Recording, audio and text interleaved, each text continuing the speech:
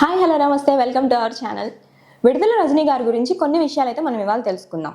విడుదల రజనీ గారు ప్రస్తుతం ఇప్పుడు మన గుంటూరు పశ్చిమ నియోజకవర్గం నుంచి వైఎస్ఆర్సీపీ తరపున ఎమ్మెల్యే అభ్యర్థిగా పోటీ చేస్తున్నారు. విడుదల రజనీ గారు జూన్ 24, 1990లో కొండాపూర్ అనే గ్రామం, తురకపల్లి మండలం, యాదాద్రి భువనగిరి జిల్లా, తెలంగాణలో పుట్టారు.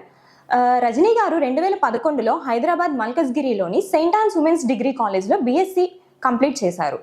ఆ తర్వాత రజనీ గారు ఒక ఐటీ కంపెనీలో సాఫ్ట్వేర్ ఉద్యోగినిగా పనిచేశారు.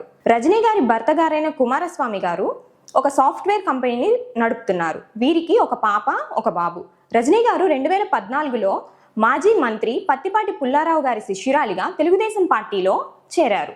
ప్రజలకి సేవ చేయాలి అనే ఉద్దేశంతో ఆవిడ అమెరికా నుండి తిరిగి వచ్చి భర్త గారైన కుమారస్వామి గారి ప్రోత్సాహంతో చిలకలూరిపేటలో విఆర్ ఫౌండేషన్ స్థాపించి సామాజిక కార్యక్రమాలు చాలానే నిర్వహించారు.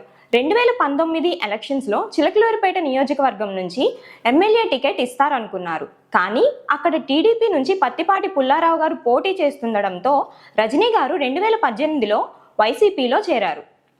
రజనీ గారు 2019లో చిలకలూరిపేట నియోజకవర్గం నుండి ఎమ్మెల్యే అభ్యర్థిగా పోటీ చేసి పత్తిపాటి పుల్లారావు గారి మీద 8,301 ఓట్ల మెజారిటీతో గెలిచారు. రజనీ గారు 2022 ఏప్రిల్ 11న జరిగిన మంత్రివర్గ పునర్వ్యవస్థీకరణలో భాగంగా వైఎస్ జగన్మోహన్ రెడ్డి మంత్రివర్గంలో ఆరోగ్య, కుటుంబ సంక్షేమం, వైద్య విద్యా శాఖ మంత్రిగా ప్రమాణ స్వీకారం చేశారు.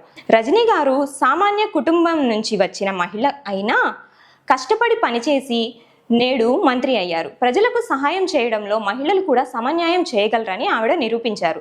స్త్రీలందరూ ఆమెని ఒక స్ఫూర్తిగా తీసుకొని వ్యక్తిగతంగా ఎదగవచ్చు. రజనీ గారు తన రాజకీయ జీవితంలో మరిన్ని ఉన్నత స్థానాలకు ఎదగాలని మనస్ఫూర్తిగా కోరుకుంటున్నాం.